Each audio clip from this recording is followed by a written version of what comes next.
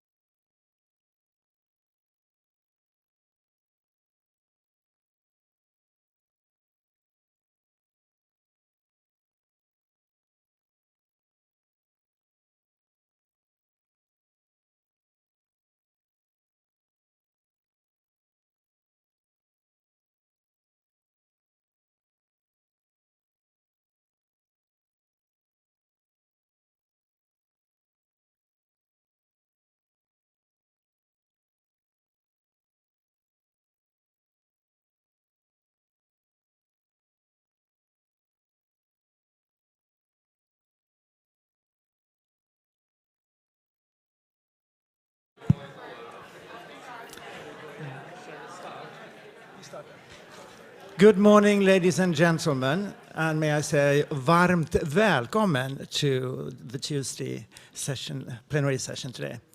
I need to inform you that we have only 3 presentations today for various private reasons. I would like to, my thoughts and our thoughts go specifically for Ms. Rachynska, who has been unable to join us from the Ukraine. So our thoughts go to her and the Ukrainian people, of course. My name is Jukka Aminoff, and I'm here with Professor Cluver and my partner, or my colleague at the National... Sorry. My colleague at the National Federation of Noah's Ark Associations, where we are representing the local board here in Stockholm. Do you want to add anything? We have lots of time today, and probably we'll end this session a little bit earlier for coffee, and you can also look at the posters at the poster session. So we'll have no. We are very kind today. Would you like to add anything? No. In that case, I will turn to you, Elona. Professor Elona Toska is Associate Professor at the Center of Social Science Research at the University of Cape Town and a Research Associate at the University of Oxford. And your topic today is HIV and early motherhood. Welcome.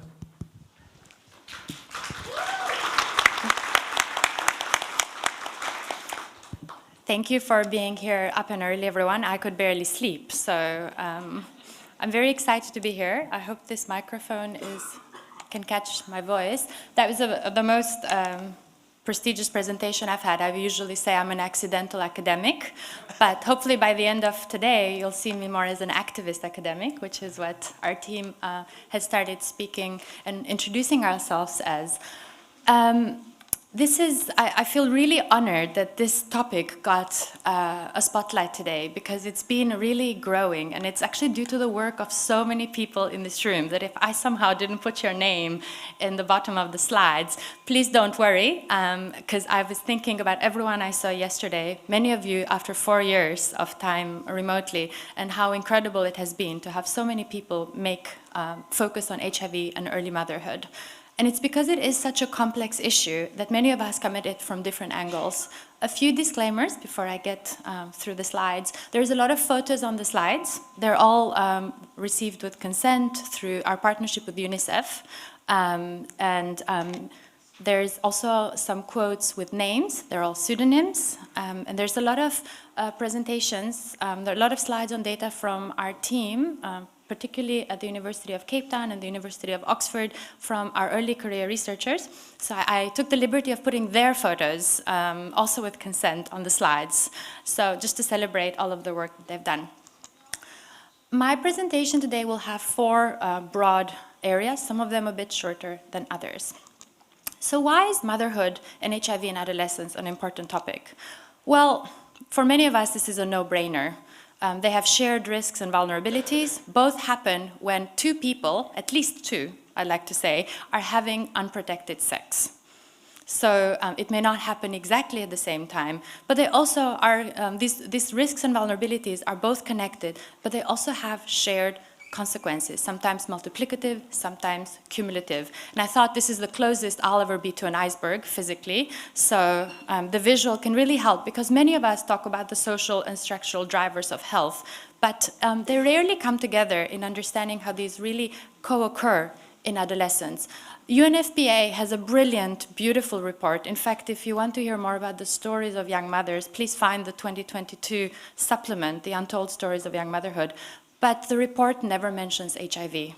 Now, I understand that for those of us living in the African continent, HIV is a much bigger deal in the context of adolescence than in other areas, in the general population. But it is part of what I want you to think about today is, in your work, how do you go away and bring these two areas together, even if it's tangentially?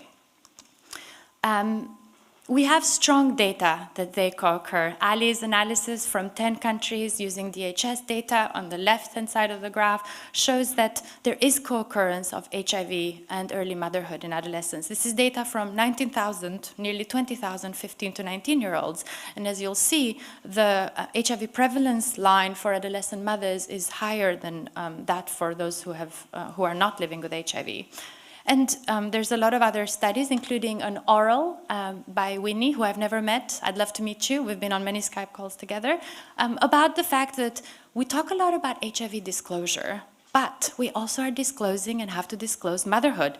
And if you're thinking about stigma, if those of us who had to learn the root words of the Greek root words of these words, it's about physical markers. And pregnancy and other early motherhood come with a bump, and then with a baby, which is wonderful. But young mothers really experience the physical effects of their bodies changing in the form of stigma. It's happening during a time of immense bodily changes. I don't know how many of you remember being an adolescent. Can I just ask you for 5 seconds to close your eyes and think about your adolescence? Okay, now keep that for the rest of this presentation.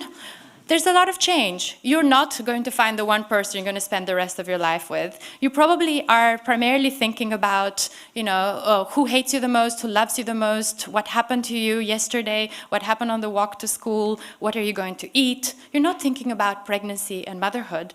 And you certainly are not ready for the hormonal rush that is the body producing another human and the changes that happen with it.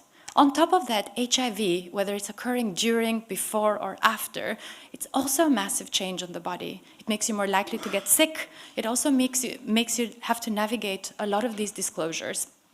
And this is an important topic. We don't actually know the timing. With increased access to antiretrovirals, we may actually have a growing cohort of young people and young women who know their status before they become pregnant, but often the diagnosis for both pregnancy, the confirmation of HIV status, and motherhood happens at the same time. And these are no small numbers. Thank you, Wale, for sharing this data with me. It's great to see you in the audience this morning. But the top 2 causes of mortality in 10 to 19-year-olds, adolescent girls and young women are HIV-related complications and obstetric-related complications in young women. And this is really a big deal. There were 21 million pregnancies in 15 to 19-year-olds every year, based on the last UNFPA report. Just over a half are likely to have another child in 2 years, and just under a half were before 17 and unintended and unplanned. Overall, if this were a room of adolescent women in lower and middle income countries, if you look at the person on your left and on your right, one of you would actually have a child. And this is in the context, particularly where we live in sub-Saharan Africa, where there's at least 1.67 million 15 to 24-year-old girls living with HIV. And this really plays out in numbers. This is analysis from the Violence Against Children survey in Lesotho, which is a really magnificent research project, and has 7,100 adolescent girls and young women. When we looked at self-reported rates of sexual risk, these are 5 different measures. I won't go through them one by one, but just focus on the last one, because we all know that sexual relationships are very complicated. If we look at condomless sex in the context of multiple sexual partners, sex with an older partner, and transactional sex, so not just having transactional sex, but actually not using a condom in that setting, adolescent mothers were 40% likely to report having it, compared to 8% amongst those who are not yet mothers, when you're taking into account age and a few other sociodemographic covariates. Now, this isn't to say that now we should all be going around looking at adolescent mothers and going, you're having unsafe sex. It's to acknowledge that, that the factors that got to that unprotected sex that resulted in that pregnancy are still happening in their lives, the social drivers. So if we're not doing something to acknowledge that life wasn't just interrupted and they're suddenly just a mother, or they're suddenly they're only a woman living with HIV, that's really a call for all of us. And this question of a syndemic is a big issue.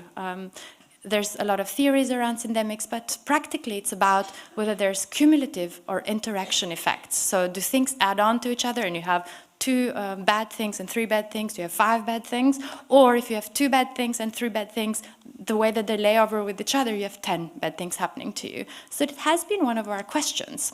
When we look at 2 data sets, one from South Africa and one from Lesotho, to the left it's the Hey Baby study combined with some Zanziwako cohort data, 1,700 adolescents, and to the right it's 3,300 adolescents from the Lesotho VAX survey. These are all adolescent girls and young women, and we're looking at 4 groups, each of the points.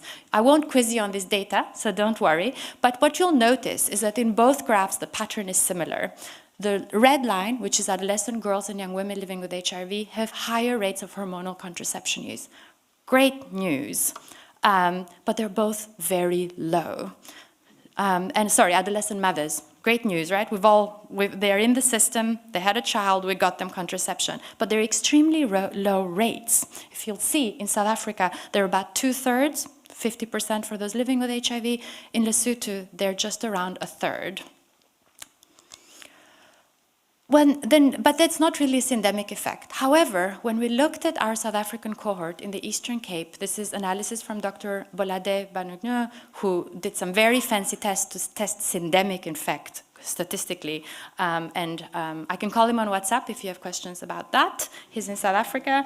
You can see this graph. And if you focus on the bar on the right, adolescent mothers living with HIV were much more likely to not be enrolled in school. And it isn't just adding the difficulties of the prior 3 groups. There is actually, if you could do an exponential curve in your head, you can see that it's going up. And that is really proven and shown in the data. Dr. Catherine Roberts, sitting in the front here, together with Professor Lorraine Scher and our colleagues Walein Sal and Tuma Busakwe at UCT, have really tried to understand how this plays out in the context of mental health experiences. And you'll see a similar graph, additive effects, with young mothers living with HIV having higher rates. And just to plug, Catherine is actually presenting data on the mental health changes pre and during COVID-19 later today. And to the right here, you'll see some of the experiences of young mothers. And I wanted to help you to focus our attention in 2 of these experiences. The first is about the physical stigma that I mentioned earlier. Young women in Mpumalanga in South Africa spoke about having to cover their bodies with blankets of shame because of their pregnancy. And what we noticed is where HIV status, learning and sharing and disclosure came in, and management, was a lot around severe experiences of wishing suicidality and mental health, and actually that also got worse during the pandemic. And Catherine's and Lorraine's work again, together with our colleague Bongi, painstakingly collecting child development data using the Mullen-Early scales, shows that these mental health issues of young mothers also have effects on their children. It's a no-brainer, but it is one of the first, and I would say the only, study that we've able actually to quantify. And it's particularly self-reported symptoms of PTSD, which we know are very closely linked to experiences of violence, which many of you in the audience have focused on studying. But what about health service access? I won't actually read all of the statistics, but I wanted to just shed a light on some of these experiences of young mothers living with HIV specifically. 99% of them had an unintended pregnancy. I like to remind myself that it doesn't mean that their children were not wanted or loved. They were just not ready to have a child. And if you remember those rates of contraception earlier, they're probably not ready to have another child. So what are we doing to support them to be ready to time their next safer pregnancy? Low rates of antenatal care coverage, and because they're young mothers, only a third knew their status before pregnancy, likely because they had acquired it vertically. Then some data on the children in purple, and a lot of them are focusing on HIV-specific outcomes. 8% of the mothers already knew they had a child living with HIV. For those of us who know the data from South Africa, that's much higher than the national MTCT rate. And when we're looking at broader access to health services, Camille Witteseel, doctor to be soon, is looking at access to vaccination, and just under half had full vaccination at 1 year old. There was a slight variation by HIV status, but we're trying to understand that. We had to exclude actually hepatitis B vaccination due to stockouts. And very briefly about the effect of COVID. Many of us here have seen this happening in our work, in our research. It stopped a lot of research. In our team, we had to pivot entirely and do everything on the phone. So this affected a little bit the data. But South African data from live hospital births documented a huge increase in very early mothers, so 49% in 10 to 14-year-old mothers. This has been documented in other countries, but this strong data from live hospital births is from South Africa specifically. Nontokozo Langwenya, who I haven't spotted today, is presenting later on the effect of violence, including IPV and HIV status, pre and during COVID-19 from these phone calls. We have strong data on food insecurity, the work of Dr. Leslie Gittings, and mental health, Catherine later. We also know that there was limited health service access and stockouts. Eswatini went for a year without contraception, and I'm sure they weren't the only country. Colleagues were just generous to share these challenges with us. And of course, one of the platforms that young people access services, schooling, were also disrupted, so they couldn't get access to school meals and other support. I cry whenever I read this, so does most of our team, so I chose the least painful quotes for this slide. We'd had some really profound experiences with adolescent parents unintentionally during COVID-19. And I just wanted to highlight that, and Jenny, your talk this morning about transitions was, I don't know if you're in the audience, was really powerful. There's a lot of changes happening. Pregnancy is a really big transition, but then there's also very unique experiences during the birthing process. So to the left here, it's just an experience of a young mother living with HIV, giving birth during COVID. This was after, I think, over 24 hours without food and drinks and no blankets at the hospital.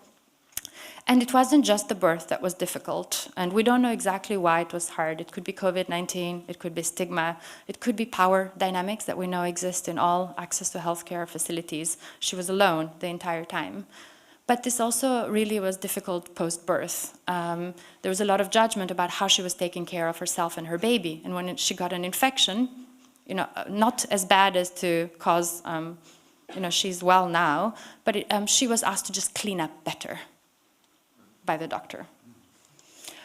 And this wasn't really hard just for young mothers. We've actually, we've been really privileged to also hear the stories of young fathers. And this is from a paper that was already published, but Dr. Leslie Gittings is actually working on a deeper kind of case story. And this is a sentence from a father, but everyone had to hustle. And actually what adolescent also is a time of intense hustling. That experimentation that makes you have unprotected sex also makes you do things that you'll never do as a 17-year-old with 23 years of experience. Because I know how wrong it can go. But young fathers were trying to find nappies. They were asking neighbors for milk for the baby. They were wearing masks and buying them with money that they didn't necessarily know where to find, isolating themselves. And Lorraine has often said we should not forget the young fathers. So I just wanted to acknowledge that.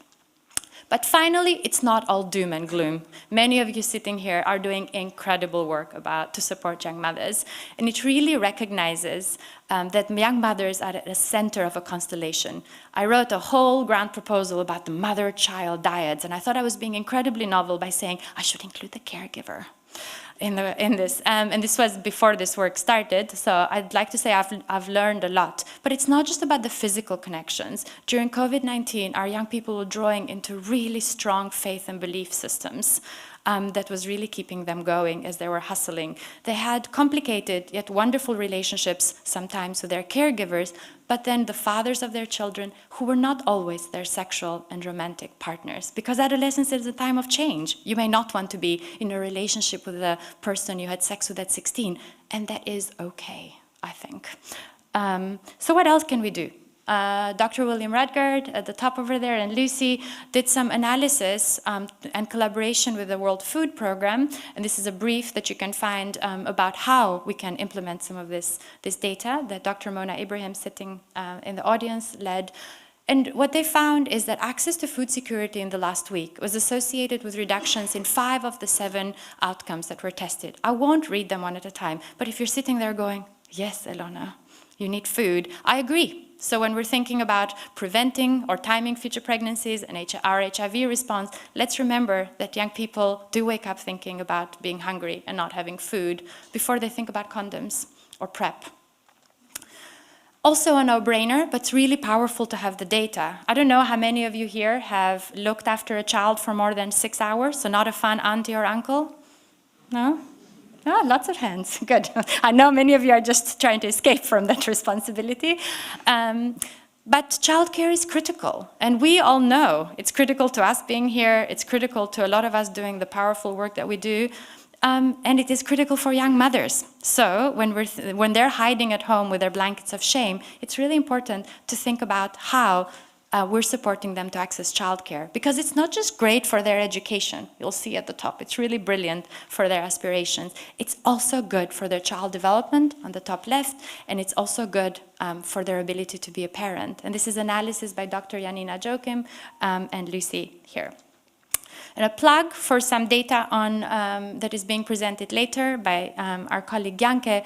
We try to then understand what makes a difference to accessing contraception, because 99% of these young women are leaving the birthing ward with contraception in their body. 99%. Do you remember those graphs, how low that was when we talked to them? So something is happening. Janke will present on it. But it really is about treating young people kindly and offering them choices.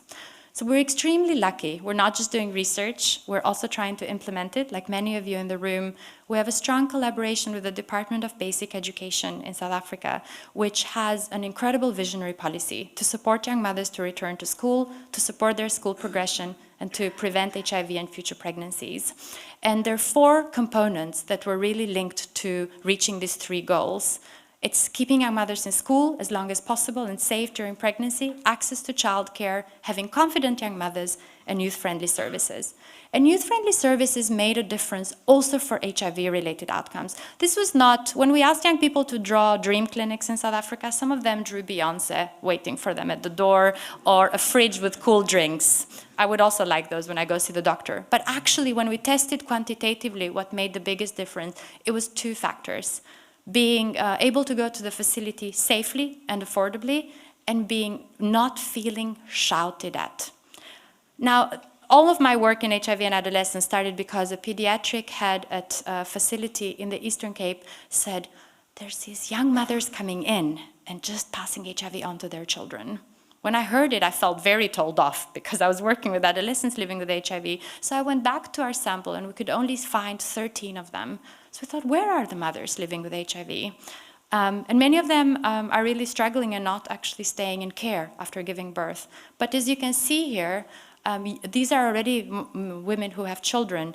There's really improvements when we're able to provide them with respectful care and help them access care at low cost. I'm wrapping up. I know that I saw the green flag, but I really wanted to highlight some really wonderful programs, and particularly Nicola couldn't be here today from Jandiri in Zimbabwe. They've had an incredible program with the cats for years, but they've actually recently focused on young mentor moms, and this is a cascade of data that she shared by email, so it's not peer-reviewed, but I don't know that it needs a lot of scrutiny because the numbers speak for themselves. Their early infant diagnosis is at 92% compared to the 72% nationally, and their MTCT rate is 1% compared to 8% nationally in Zimbabwe. Some colleagues have spoken about the importance of U equals U. When we shared this with young people at the PATA Summit, Lu, I'm not sure when it was, pre-COVID, someone said, But how do I know I am you equals you? And that's a big question. It's an incredibly powerful tool, but we don't necessarily have full access to viral testing regularly for everyone. So the Elizabeth Glaser Pediatric AIDS Foundation Committee for African Youth Advisors put together a series of cartoons to help facilitate difficult conversations around you equals you, including with your sexual partners and also with if you find out you're pregnant. And to close up, there's a lot more programs than that. Our team has been thinking about maternal mental health and developed the Ask, Boost, Connect debrief, I think we've called the D now, focused on a first aid responder mental health kind of model. And if you have questions, please ask Christina, who's in the audience. But there's a lot of programs happening, some of them focusing on HIV and some of those not. So to wrap up, what can we do? When you're thinking about HIV prevention, how are you taking early motherhood or the risk of it into account? When we're thinking about contraception, how do we frame it so that people don't run away from the biomedical solution? One option is to think about safeguarding fertility. So the idea that you're safer when you can choose when you have children. And lastly, what about this endemic of living with HIV and being pregnant or having just given birth, or being a mother living with HIV? What is the extra support that that requires?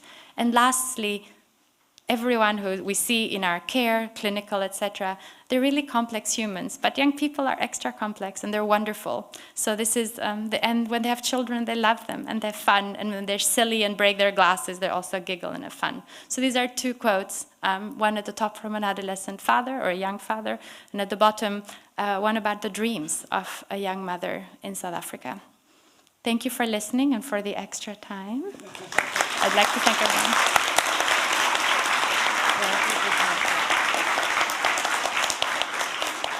Thank you, Professor Toska. As we're not that short of time today, just a brief question. Is there anything you would like to add to your presentation specifically on the subject of early motherhood from an HIV-specific perspective? I think that we're missing a lot of opportunities in integrating our services. I know that's been our motto for a very long time, but if you have a young woman sitting in front of you who's pregnant and who's, for example, tested positive, we actually have several protocols in place. But if they're testing negative, we're not always linking them to all of the services that they need. And if you think about the fact that they may have heightened vulnerabilities, we maybe want to think about it a little bit differently. And in countries where age of consent does not allow to do some of these services, because the reason we have done some of this work is because we've worked very hard to work with young women under 18. It's very difficult to have to do research with this group, and our team is incredible and it's taken a huge investment. Most of the time people just say we're not sure about the data from under 18-year-olds. So what we've tried to do is just provide some of that data. And when that's not possible, to think about other entry points. Their husbands, for example, in the case of Cameroon, where we're working, where age of consent is 21. So maybe working through husbands to access their younger mothers, their wives if they're younger. So if a man is getting initiated on antiretrovirals, to think about what's happening to their wife, especially if they're younger, for example. And to just come at it from a point of compassion and care. And they're going through life with a lot of courage. So, thank you. Thank you very much.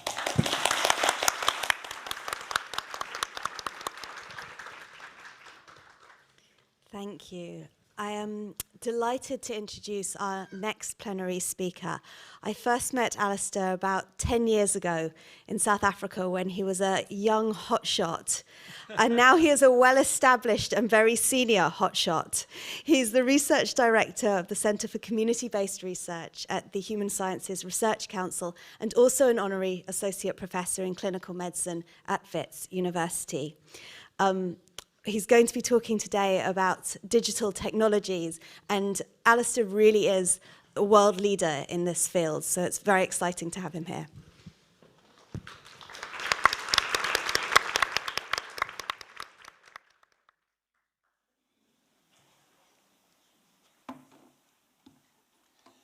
Morning, everyone. Do you guys want to get in? I mean, if people want to move inwards, then you all don't have to stand. Could I ask a few people just to shift in a little bit so that everyone can get a seat?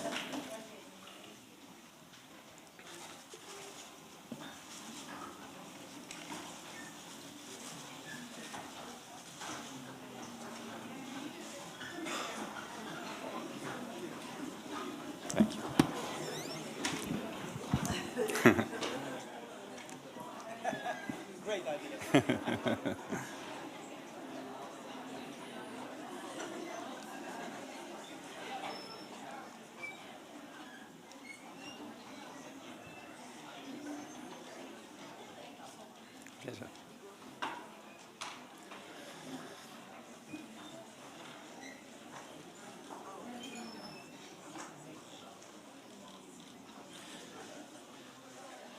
Great. Thank you so much. I know it's not pleasant to give up your seat, but I appreciate it that you did. It's really my great privilege to be talking to friends and colleagues today about a topic that's dear to my heart and particularly exciting at this moment in time. I basically had to rewrite my talk because the last 6 months have changed the world so dramatically that I felt I'd be doing a disservice to you all if I didn't speak about what might be the most important opportunity that's faced humanity since we became bipedal. Let's start with a story. Just in Gamlistan, there is this small statue of what's known as the boy staring at the moon, or the Iron Boy. My guide, who was very funny, if you have any spare time, I recommend going and doing this tour, but he was describing how a young couple who were childless had yearned for the joy of having a young child. And so the son or the father had gone to the furnace, taken iron ore and crafted in those hot flames a child that came out as this iron boy. He was strong and he was a real asset to the village, but through time the iron started to rust and eventually the child disappeared back into dust. For a long time, I think people have had this myth that we want to take the inanimate and make it animate. And what's very exciting about this moment is that we are at a point where these ancient dreams are literally about to become a reality. It's no more just, it may sound a little bit like I'm using hyperbole, but we are actually very close to a place where the idea of us being the only species that have cognitive abilities on this planet are about to end. And so this talk will hopefully just bring some of the literature in this space to this group so that we can all, with our skills as behavioral and clinical scientists, bring our minds to this very, very important moment. So it all started in 2017 with some scholars working at Google Deep Brain. They basically came up with the idea of a new architecture for working with neural networks. The paper, these are papers that have been published, the highest cited papers of all time. That's not mine there with 300,000 citations. But the paper on the transformer has moved in the last 6 years to become the fourth most cited paper of all time, displacing a biomedical DNA sequencing lab assay that was sitting in that place. That paper was published in 1960. So what that paper took 60 years to do, this paper has done in the last 6. And why it is so revolutionary is that it has brought unified the fields of computer science into a single architecture that allows all of these disciplines to rapidly increment and accelerate their learning based on the work that each other are doing. So robotics doesn't sit on its own anymore with computer vision on its own. These fields all have recognized that in some ways they are all dealing with information. If you think of an image, it's just a long sequence of pixels. If you think of words, they are a long sequence of words. Our DNA is a long sequence of information encoding our existence. And so the transformer has taken this concept of information and turned it into an approach where you throw large amounts of data and large amounts of compute to generate a neural network that has, in many ways, exceeded what people thought might be possible in this space. To try and represent, so this is an example of how these transformers work. Some of you may have read in The Guardian and all over the place about tools like ChatGPT. I really want to encourage you to stretch your mind again. I think a lot of us have heard of these tools and thought, oh yeah, that's a fun toy, I can make it write a poem about peanut butter. That's not what we're talking about, and the opportunity is much larger than that. So please bear with me and reopen your minds to the possibility that this is not just an advanced autocomplete that we're working with here. These tools are both an opportunity and extremely dangerous at the same time. To help visualize just what the speed of progress has resulted from some of these breakthroughs, this is a common, very popular platform called Midjourney. So this is a prompt where you take a text string and it transcribes that text string into an image. In 2022, the first version of Midjourney came out, and this is the image of an incredibly detailed close-up of a shot of Tom Holland. This is April 2022. This is last year, July 2022, November, March, and just the other 2 months ago, this is where the model sits now. So that is 1 year of progress. And I think that what is interesting about this is that there's no signs at this point of things slowing down. I think everybody is aware of deep fakes and all the complexities around that. But again, I think it's too shallow to think about these technologies just in terms of their impact on media. But video is already very much a possibility. So we've moved already from images to creating video. There are multimodal models that will take video and turn it into sound, or you give it a picture of a bird and it'll give you the song that the bird sings. There's just an explosion. I did so many of these versions of this because each week I had to add new data to this presentation. Just to kind of try and convince you all that this isn't just, as I say, a stochastic parrot or something that just you might have read. And this is true in training. What the model does is learn the next word. But when we come to time of inference, so when we then ask the model to complete a prompt for us, the truth is nobody yet knows how those large neural networks with 100, 200, a trillion parameters, or if you think of them as neurons, how they actually work. And one of the things that I hope to convince you about is the theory of mind. So for those of you who are not sure what theory of mind is, it's quite fun. In some ways, it's our ability to understand the world from another person's perspective. And I missed the animation, but you might have seen there was popcorn under that lid, and then you may have seen the popcorn disappear and a bowl of fruit was put on. So this is an example of the kind of test that was given to the language model, where you would say, Alastair came into the room and he saw the popcorn, a lid was put on the popcorn, and I went out to the kitchen. And then my colleague Hilton came in, ate the popcorn, and put a bowl of fruit under the lid. So when I come back in the room, what do you think I think is under the lid? The popcorn. That's theory of mind. So in 2019, the models were showing theory of mind of about a 2-month-old, so nothing. 2020, this, through testing, was predicted to be around the theory of mind of a young child of 3 years old. 2021, of a 7-year-old child. 2022, a 9-year-old child. And last month, the paper came out, which has now shown that we have achieved levels with a few-shot prompting of theory of mind of an adult. Do you know what is most interesting about this to me is that nobody knew this existed until about a year ago. So these models were developing theory of mind without us knowing that that existed yet in the model.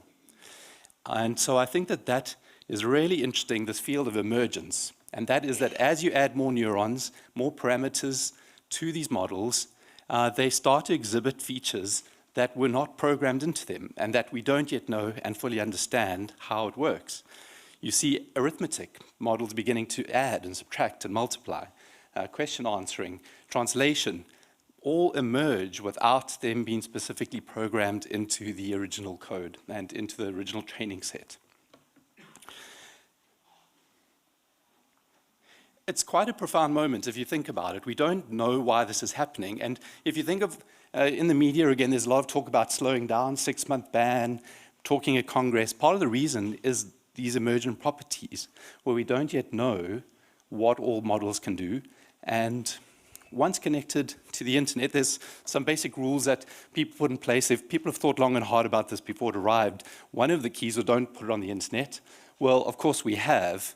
And so now models like this have access to the internet. And it's not yet clear just what other abilities exist that we don't know about. I think it's best. So this is the one side. You get another side of the argument if you go online. There are a lot of people, if you read in the literature as well, people who are saying this is simply, the theory of mind is simply a training issue. It's been the fact that it's seen all this data before, it's able to recall some of the tests that it's seen, maybe some of the theory of mind tests that psychologists use online and was part of the training set, and so it's just regurgitating what it knows. So we don't, I think that this quote, that's why I put it up, is probably quite useful right now, is that although there are dozens of examples of urgent abilities, there's few compelling explanations for why such abilities exist. It's my last general slide, and then I'll get into some of why I think this is important for us as a field. This wasn't my idea, but the historian Harari, I forget his name right now. There we go, Yuval.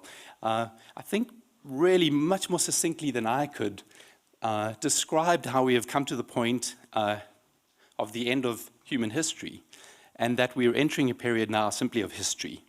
We no longer know what we read, what we hear, what we see, whether it was created by humans or by artificial intelligence.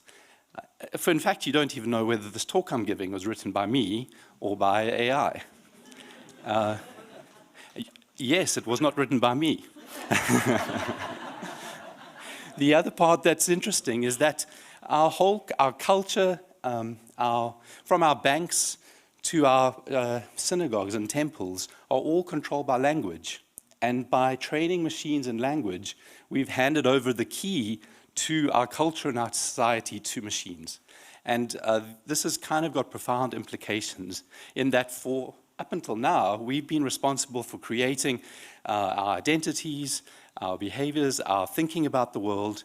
But from this point forward, there are going to be both human as well as artificial intelligence-related ideas about society. And so we've unlocked, and there's no stopping.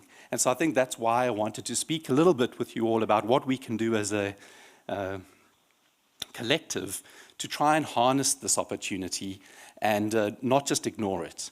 Remember that band I was telling you about, like our brain, the rubber band of our brain. I don't want this talk to end and everybody to go, oh, that was fun, let's go back to normal. The world is not normal, unfortunately.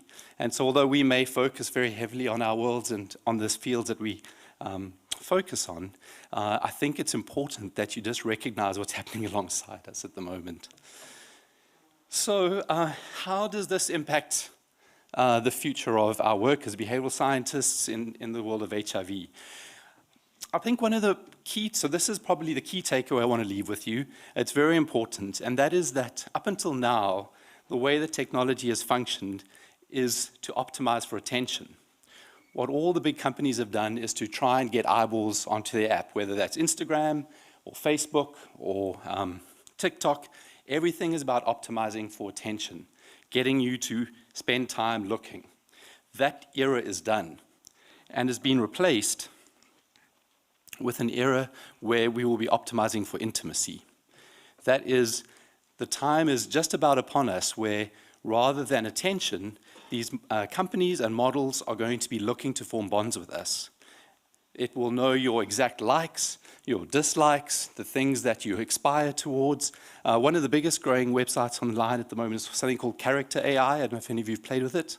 But you can create an AI in the likelihood of something that you would like to engage with, and people spend hours talking to these agents. I think what's also kind of interesting is if you think about that combined with some of the image work, you can imagine people forming sort of romantic relationships as well. So these are just some quick images that are totally AI generated. These are not real people. And so if you take language models and this growth in people's interest in porn, there's a real opportunity here that people are going to, we don't know. And that's why I think I opened this as a research question for the field. There's working in sexual reproductive health. what does it mean that we are going to be soon dealing with people forming these kinds of intimate relationships with machines? So that's point one. Point two, let's look quickly. I just want to quickly speak about the medical profession. So this is the United States medical entrance exam. 2020, some of the early gender pre-trained models not doing so well on that test. Just quickly shooting through here. I think you see the trend. And this last point just arrived a couple weeks ago out of Google. They kind of got scared by what OpenAI were doing and released MedPalm 2. It's scoring at a pass rate on the medical board exam, not quite at the level of human doctors, but very, very proficient in answering medical questions. I think what's more interesting for us in this room is not how well they are able to regurgitate that knowledge, but this paper, 1,000-odd physicians were asked to rate the answers of doctors or chat models in a pairwise comparison. They weren't told which was which, but you can see here, I don't know if this is surprising to you, but it was to me, that clinicians preferred the AI answers almost in every category over the physician's answers. And so this is an open research question. What does this mean? At the moment, I think one of the core pieces is that trust remains with humans. You wouldn't go to a doctor, have the AI make a diagnosis, and then that be it. I wrote a paper recently on the use of these models in care of sort of lay counseling situations. And a really good reviewer comment was, well, who's responsible? If the AI gives that person some mental health advice that's poor, who's responsible? It's a bit like with self-driving cars. If they have an accident, if there's no driver driving the car, who's responsible? And I think this is another core research question. I imagine a world soon where you won't have clinicians making decisions that are legal without having consulted some kind of AI as well. But where that trust lives is a question that we could all be exploring. So if you think that's the worst part or the best part, I've only just got started. Things are moving well beyond what I've just described. That's the last 5 months, the last month. We're starting to see the arrival of autonomous agents. So what this is rather than humans prompting these models, programmers have gone ahead and allowed these models to enter into an infinite loop where they prompt themselves. So you would give it a task, please write me a PowerPoint presentation, you say go, and it will then start thinking, well, what tasks do I need to complete in order to make a PowerPoint presentation? I need to look online for resources, I need to think about pictures, and it will continue then to iterate until it reaches its conclusion. Next, rather than one autonomous agent, somebody had the great idea of what if we have a group of them talking to each other? And so there was some work out of Stanford not long ago. You may have sort of made the mainstream media news. You may have heard about it. But 20 AIs were put into a virtual village, a bit like The Sims, and given goals and tasks. And interestingly, they started to form very complex social patterns with each other. And I'll give you an example of this shortly. But the idea of multiple agents, imagine for yourself. You had 5 agents, one that's really good at maths, one that's good at legal studies, one's good at ethics, one's good at psychology, one's good at medicine. Imagine they were talking all the time about your life and your data as your step count goes to that group, and they are kind of thinking about what advice they can give you to optimize your life. And then I think the biggest and most interesting is that people have now also begun generating agents that are self-improving. So these agents write code that is then incorporated back into their own model, which allows them to say, for example, okay, I don't know how to make a PowerPoint. Let me go and read online about how PowerPoint code works, and I'll write a module that allows me to make PowerPoints. And so the self-improving agents are now just on our doorstep and will be entering our world quite soon. This is an example, just to not try and keep it not too theoretical, that I created for this presentation. Apologies to the statisticians in the room, but I was thinking, I always struggle with power calculations and sample size. So made 3 agents, a methodologist, statistician, and a sort of principal investigator. And I asked them to help me think through how I'd make a randomized controlled trial of the impact of community-based HIV prevention in young adolescents. And this is them now starting to talk to each other. You can see, hi Blessing, let's solve this problem together. Blessing says, sure, Zuki, happy to work with you on this. And the supervisor's happy so far. So Zuki is now responding, that's happy with the formulation. They feel like they don't have enough information, so they want to check in with me again. So they come back with me asking some questions. I've given data back just for brevity. I've cut some of this out. But you can see that the supervisor said, you've made some mistakes in your thinking, and we need to go back and change the way that we formulate this problem, including inter-class correlation. So this is just a quick example of what I mean when I say a society of minds or agents talking with each other to come to some kind of conclusion. I'm almost done. I have 2 slides left. So I think to leave you with what's not clear to me is, are we about to enter another, what they call AI winter? Are we at the top of this graph, or are we at the beginning? And so one thing that is important at this point is that in our history, we've never actually made tools that are able to improve themselves. And so in the past, we've always had to rely on our own intelligence to be able to continue to make improvements. What we've unleashed now is the possibility that it won't just be ourselves, but also the agents that we've created that are going to help continue to drive innovation and change. I want to thank my funders, and if you are interested, I thought you might enjoy talking to this autonomous agent that I created for you all that has access to all the papers that I've referenced. And so you would be able to talk with the papers, ask a question about emergence, you're able to ask it questions about society of minds, and you should have a nice chat with the papers. Now you don't have to read them anymore. The hard work is done. If the QR code doesn't scan, this technique came out 2 or 3 days ago, and I thought it looked cool, so I wanted to try and make my own QR code using Stable Diffusion. There's the link underneath. Oh, that's amazing. Technology never works. So. A big thanks to my colleagues who make my life so much, I really enjoy my work, and largely because of my amazing colleagues, some who are in this room, some who I've left behind in South Africa.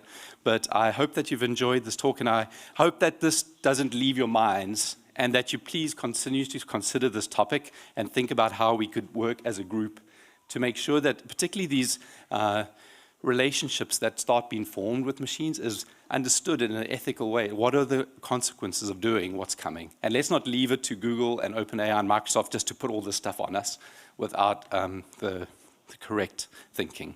So thank you very much.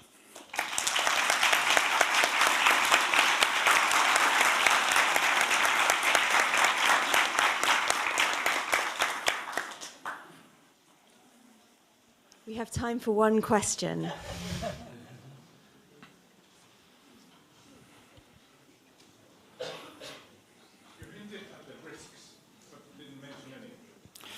Thank you. Yes, the risks are another talk.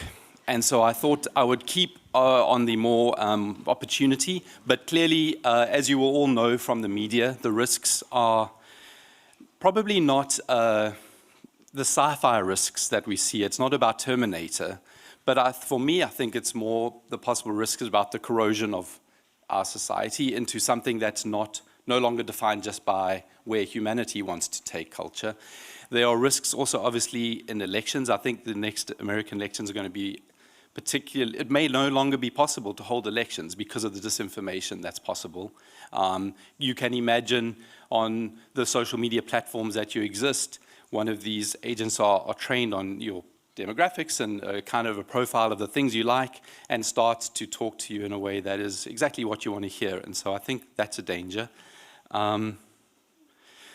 The other danger is probably the people that are leveraging these tools. I think one of the arguments that got made against the ban was, well, okay, the US stops, but what does that mean, depending on which side of this fence you are? What happens if China doesn't, or what happens if Australia doesn't stop?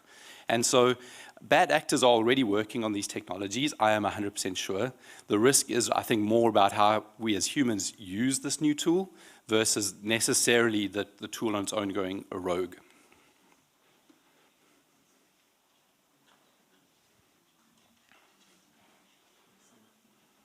We've got one more question.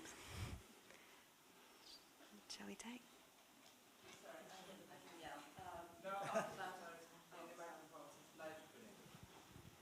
It's a live stream. Thank you for really interesting, thought-provoking talk. You mentioned not leaving this to the Google and Microsoft engineers and companies. How about collaborating with them? Thank you. A really good question. About 2 years ago, we held a workshop funded through the NHIR on how early childhood was going to be impacted by these technologies. It's called Hacking the Future of Childhood. And the only people we couldn't get to attend were industry, which was really interesting. Eventually, what did happen is that we were invited to collaborate with Google's Moonshot Lab, the Google X, around some of this. And I think what's happened is a lot of scientists have moved into the companies because of the costs of training these models. And so I agree. I think there has to be some collaboration. We can't do this on our own. It was sort of what we were saying in the mHealth session yesterday as well. Academia can't build mHealth tools that don't fit into the ecosystem of where the world expects apps to now be. Thank you.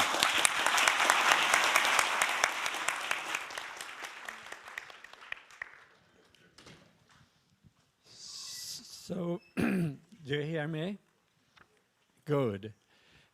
So exciting with all this news.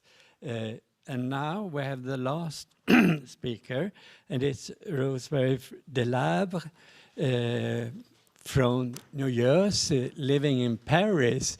So I say bienvenue à Stockholm. The floor is yours.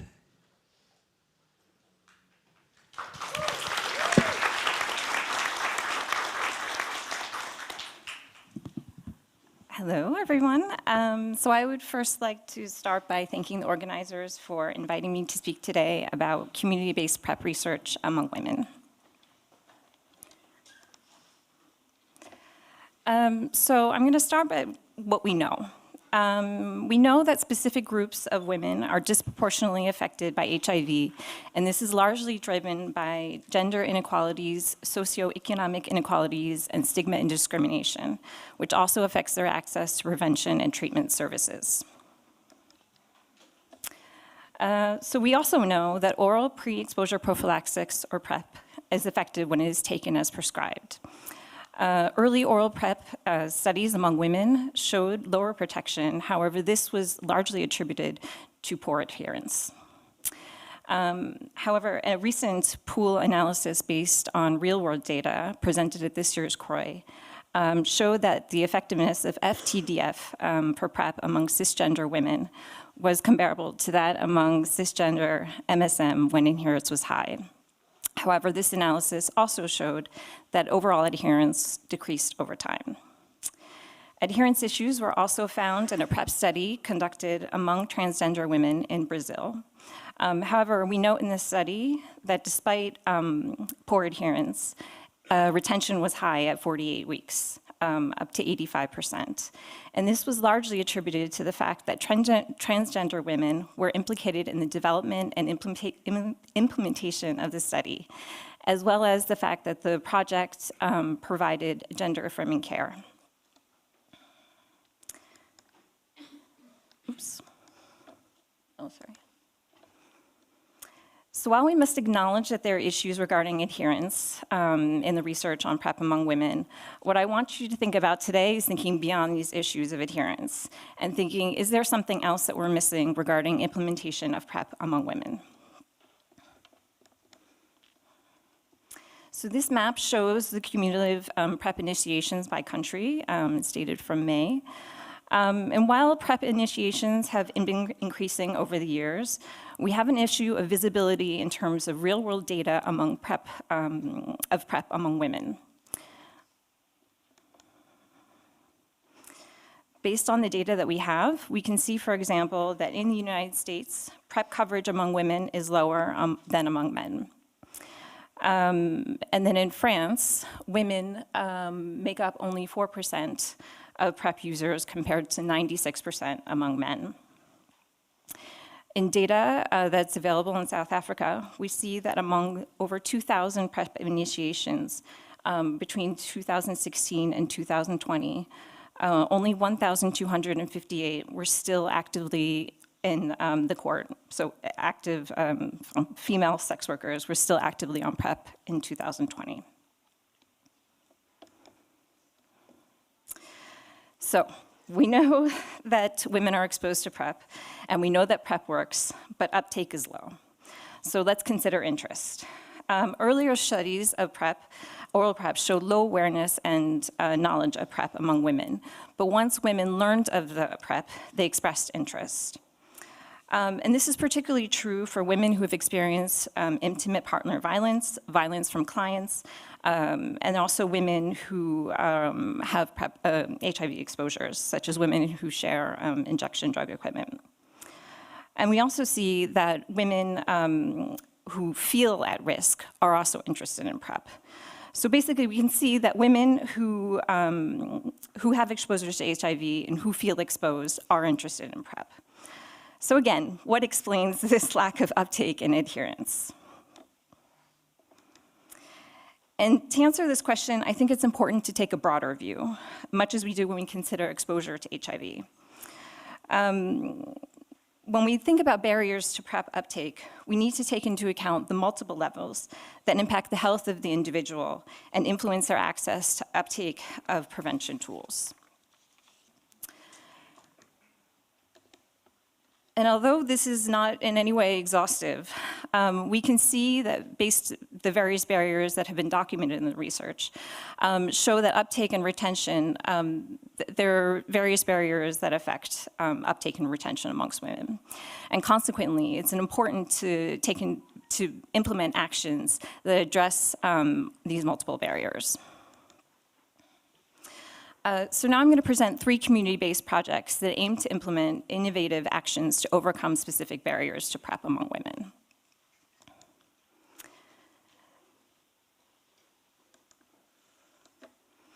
So firstly, I'd like to present the NRS Princess study, which was presented yesterday during the PrEP session. This is an interventional cohort of female sex workers in San Pedro, Ivory Coast. This study aimed to implement and evaluate a community-based comprehensive reproductive health package for female sex workers, which included PrEP. This project was developed in collaboration with APROSAM, a community-based organization that provides HIV prevention and testing. And within the framework of this project, the testing, these activities were available through a mobile clinic and their community clinic. So looking at the data that was presented yesterday, we can see that PrEP interest was very high among the women involved in the cohort. However, 57% exited the cohort before initiating PrEP, and 64% who initiated PrEP did not return for their first follow-up visit. And so what can we learn from this experience? From the data that you can see here, it shows that this offer was perhaps not well adapted to this female sex workers who have high mobility. So we really need to think about interventions that better meet their needs. And specifically to address perhaps the fact that the PrEP uptake and follow-up of the PrEP needs to be more simplified for this population, for example. The next project is Program PrEP Femme, which my disclaimer is that I am involved in this study. This program is a community-based program implemented in Morocco, Mali, and Mauritius by Coalition Plus member organizations LCS in Morocco, Arcade Santé Plus in Mali, and PILS in Mauritius.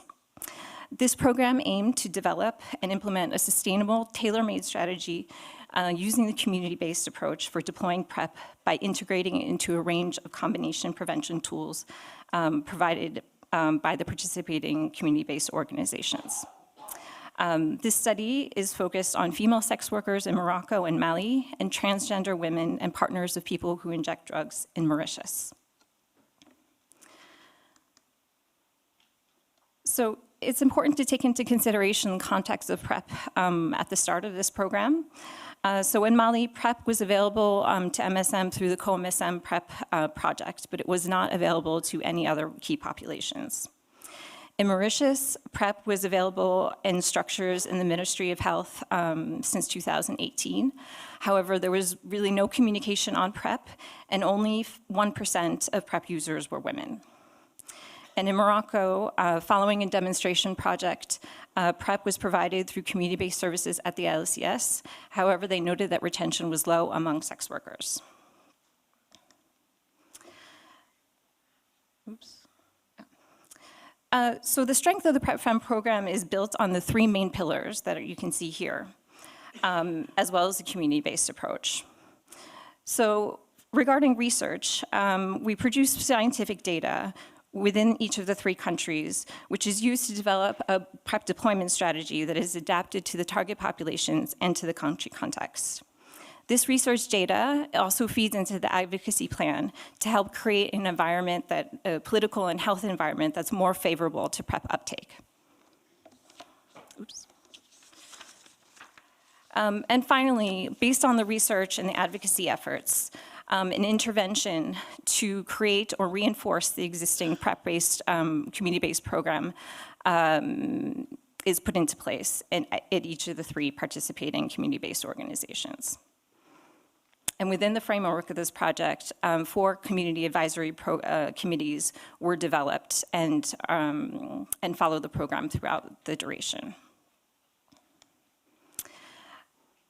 So thanks to the research phase, we collected data, qualitative and quantitative data on the barriers, and we were able to identify the barriers that you can see here. So barriers were identified at the individual, structural, organizational levels, and we also identified barriers regarding the drug itself. So I won't go into detail on the barriers here because I want to focus on what was done following the identification of these barriers. So for example, in Morocco, they chose to implement something that would target the stigmatization that was seen among sex workers and also the need to increase awareness of PrEP. This was done by a workshop that was conducted with the sex workers and community coordinators. And this also led to a play that was put into place. And the play has been presented 3 times at three different populations, even touching the general population. In Mali, they put into place a training that was targeted towards journalists. This training was conducted over 2 days and reached 28 people. And the training was organized to increase knowledge of HIV and combination prevention, to increase awareness of PrEP, as well as to deconstruct perceptions of key populations. And following this training, we can see that in the media coverage, that PrEP was spoken about without discriminatory language, and that the media coverage conveyed an understanding of the vulnerability of female sex workers. In Mauritius, the advocacy efforts were geared to getting PrEP out of the Ministry of Health structures. So a collaboration with the Ministry of Health for a national campaign, a communication campaign on PrEP, eventually led to authorization of PrEP being available in community-based centers. At Pils, they actually opened a community clinic where they now provide PrEP for women within this project.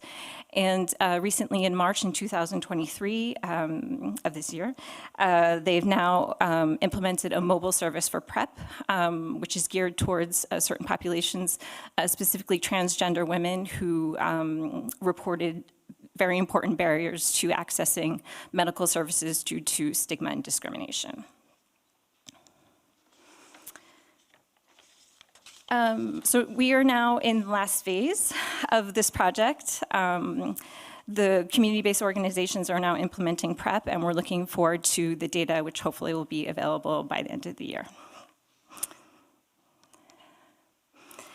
So as you can see, these first two projects have really emphasized integration of PrEP in existing services. And this is also possible and has been done, for example, in the harm reduction setting. So this project that I'll speak about here is a multi-phase formative research study using mixed methods. They use a community participatory approach with the collaboration between Johns Hopkins and the Charm City Care Connection, a community-based harm reduction organization based in Baltimore. The project aimed to improve uptake of PrEP among people who inject drugs and women. It was for women who inject drugs, but I think that they opened the project to all genders. And following a formative phase, they decided to implement, to design an intervention to a PrEP promotion program among frontline harm reduction workers. And this was aimed to improve the PrEP awareness and eventually uptake among female women, from women who inject drugs. Another important part of this project was the fact that it allowed for the harm reduction workers to adapt their messaging according to the needs, interests, and priorities of the service users. And we can see that the evaluation that was done on the intervention showed that PrEP discussions among service users doubled. And I just want to point out that there are a few other studies that show that promising data on integrating PrEP in the harm reduction setting.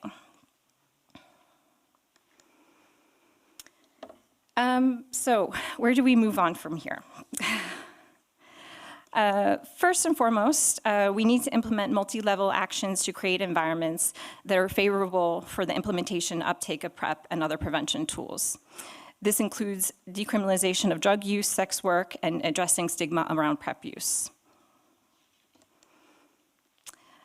Implementation science will be key to developing strategies to facilitate PrEP uptake and retention, whether it's oral PrEP, injectable PrEP, or any other prevention tool.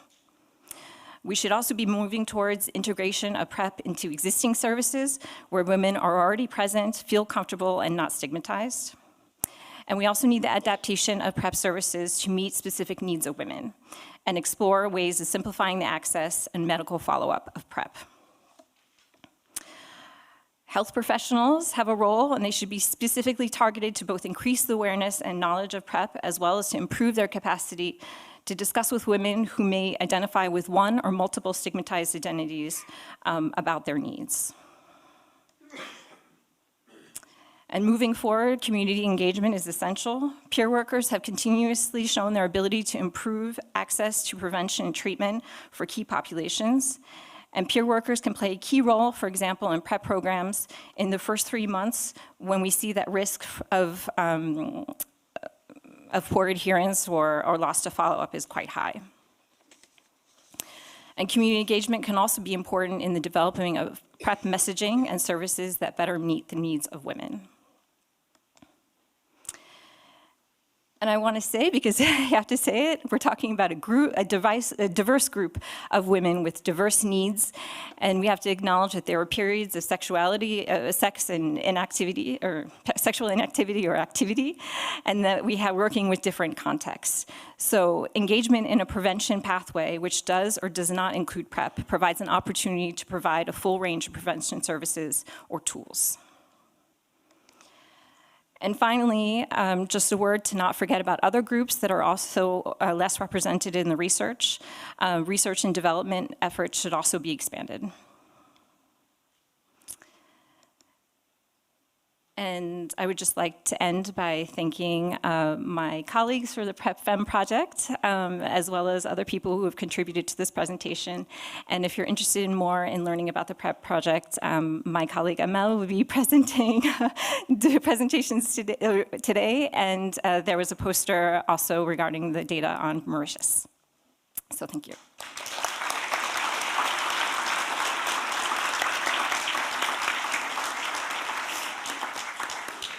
Thank you, Rosemary. This was very interesting, especially for me, because I am working at the AIDS hotline, so people can phone and answer. I've got a lot of questions from gay men about PrEP, but I have never got a question from a lady about this. So this was extremely interesting. So thank you very much. We have time for a question.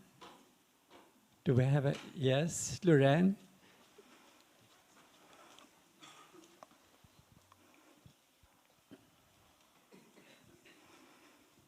Hi, I was quite fascinated and wondered if all the field work could be obviated if you could just get Alastair to to write a program to inform you how these different groups might have such different needs, how you may adapt.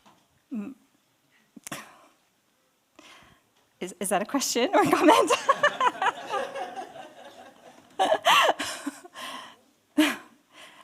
Yes, I don't know what to say. No, it would be interesting.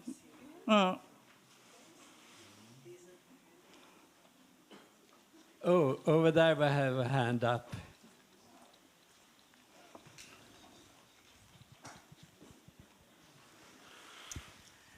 Hi, thank you for a really interesting presentation.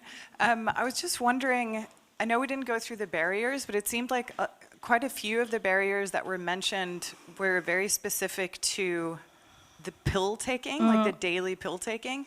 And I'm thinking, especially in the African context, what do you think injectable PrEP is going to do to that picture?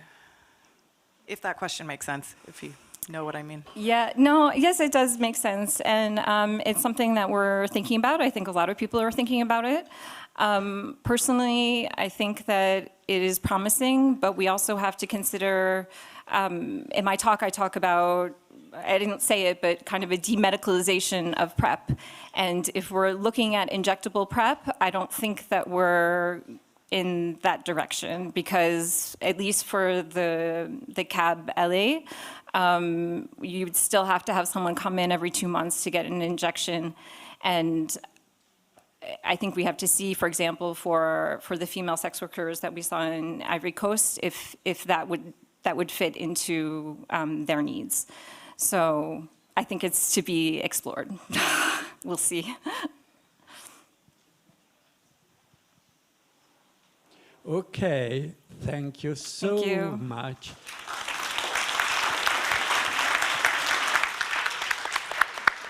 This was a very good morning, wasn't it? And now the coffee is outside, we hope. So thank you so much.